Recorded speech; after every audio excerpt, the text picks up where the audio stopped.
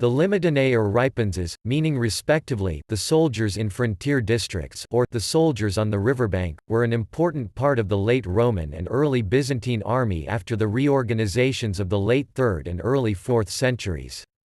The Limitanei, unlike the comitatenses, palatini, and scolae, garrisoned fortifications along the borders of the Roman Empire and were not normally expected to fight far from their fortifications.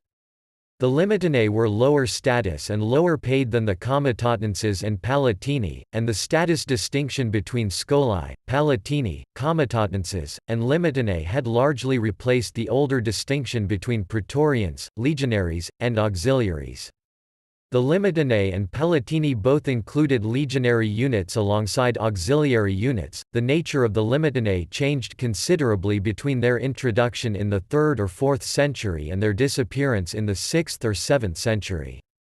In the 4th century, the Limitanei were professional soldiers, and included both infantry and cavalry as well as river flotillas, but after the 5th century they were part-time soldiers, and after the 6th century they were unpaid militia. The role of the Limitanei remains somewhat uncertain.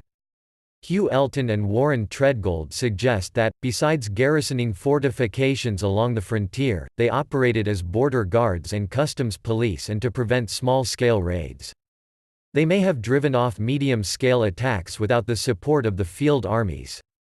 Edward Luttwak saw their role as a key part in a strategy of defense in depth in combination with the provincial field armies.